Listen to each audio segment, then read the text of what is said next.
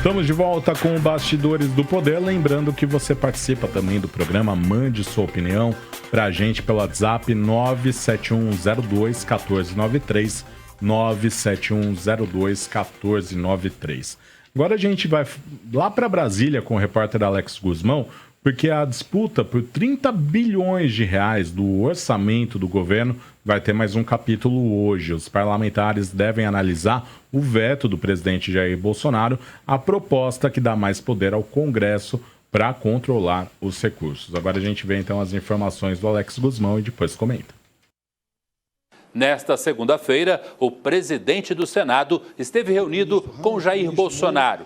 No encontro, Davi Alcolumbre reclamou de críticas feitas ao Congresso Nacional, uma referência direta à fala do ministro-chefe do Gabinete de Segurança Institucional. Augusto Heleno disse que o governo não poderia aceitar chantagem dos parlamentares. Alcolumbre teria dito a Bolsonaro que o Congresso não vai mais tolerar esse tipo de ataque à democracia. Até a hora da votação mais tarde, as lideranças políticas e os articuladores do Planalto vão tentar uma saída que seja boa para os dois lados. Um caminho é o Congresso derrubar o veto, mas garantir parte dos 30 bilhões de reais para o governo gastar com investimentos dos ministérios. Vamos ver como vai terminar essa história ao longo desta terça-feira.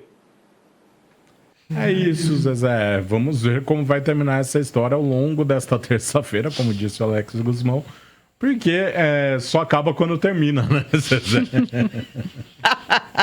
Só acaba quando termina. Mas eu vou passar essa bola para a Rose, porque eu me recuso a falar uma coisa que em concordância com o Renan Calheiros. Então, você fale, Rose. O que o Renan Calheiros fala? Não sei do que você está falando. Que você está falando do quê? Porque ele disse que vai votar para a manutenção do... Não, é muito ruim É que o MDB decidiu votar no Senado, né? A bancada vai votar pela manutenção do veto do presidente. O que eu acho é que eles estão colocando que é em nome da estabilidade do governo, né? O MDB... o Renan, ontem, Rose, ele falou que não é um parlamentarismo, que isso tem que ser respeitado.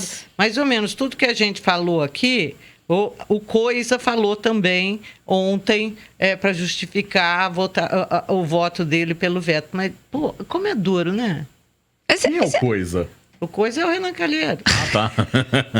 Então, mas aí o que o MDB colocou hoje é que é para poder manter a institucionalidade e a manutenção do equilíbrio entre os poderes.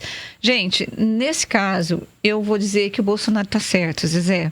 Eu acho que quem tem que ter a responsabilidade de definir a aplicação do orçamento tem que ser a presidência, tem que ser o executivo. Obviamente, você tem já desde 2015 as emendas impositivas em que eles propõem, né, onde vai se gastar.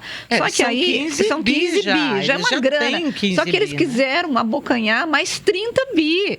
E, inclusive, definir o seguinte, tu vai pagar no dia que eu quiser, porque era isso que eles queriam. Os parlamentares queriam isso, colocar a faca no pescoço do executivo e dizer o seguinte, ou você libera essa emenda, ou você vai ser retalhado. Agora, o que eu acho? Eu acho que esse não é um papel da Assembleia, do Congresso Federal. É um papel do Executivo, porque o Executivo é quem vai definir onde ele vai gastar. Como que ele vai liberar uma emenda para deputado se ele precisa investir em educação, se ele precisa investir em saúde, se ele precisa, por exemplo, contratar leitos para UTI por causa do coronavírus? Você não pode ter as mãos engessadas. Agora, o que o Congresso queria era botar uma algema nas mãos do presidente e decidir. Então, tudo bem. Então, vamos mudar o nosso regime e aí tá tudo bem, né, Zezé? Aí você...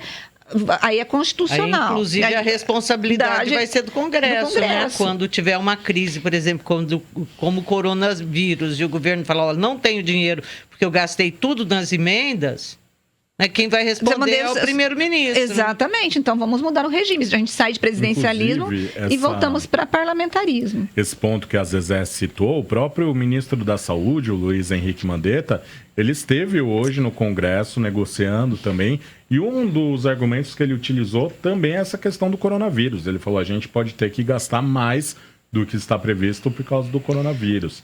Então, as negociações hoje de manhã aconteceram, né? Vocês já falaram do MDB, a bancada. Então, posso só complementar do MDB? Pode. Porque eu falei que eles estão defendendo a estabilidade, né, Zezé? Esse é o discurso oficial. Mas nos bastidores, a gente precisa saber o que está sendo costurado, né, Zezé? Que cargos que vão ser dados, o que eles vão ganhar, porque o MDB nunca dá ponto sem nó. Tá certo, né, esse ditado, né? Tá. E aí, parabéns. Parabéns. E o MDB também, né? Existe aquele outro ditado, né? Ai poder soe contra. O MDB é ai poder soe a favor, né?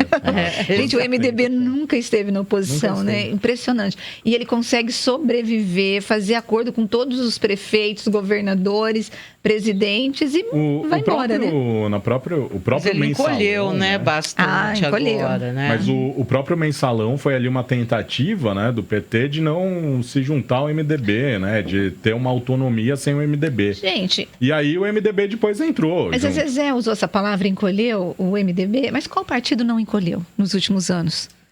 É uma coisa que a gente tem que pensar. Por exemplo, o PT encolheu, o PSDB encolheu, o PSL tinha crescido, mas voltou a ser nada. Dividido, né? Um partido nanico, né? Assim, não nanico pelo tamanho, porque ele tem muito deputado lá, né? Tem 50, é o segundo maior. Mas de representatividade, de importância, ele não tem nenhuma. Mas o MDB, ele era um partido que desequilibrava, né? Ah, sim. Sempre era a maior bancada. Lembra quantas prefeituras? Quando gente saía a votação, o MDB, ele estava quase 60% das prefeituras do país. Isso. Era um negócio, assim, monstruoso. Porque eu acho que por muitos e muitos anos, o povo olhou o MDB com aquele olhar do partido que combateu a ditadura, que rivalizou com a Arena, né? Sei lá, eu tenho a impressão que foi por isso que levou tanto tempo para o MDB ser colocado no lugar dele. Eu acho que ele deveria ser menor ainda do que é hoje, porque eita partidinho, tem o que tem de cobra ali caninana.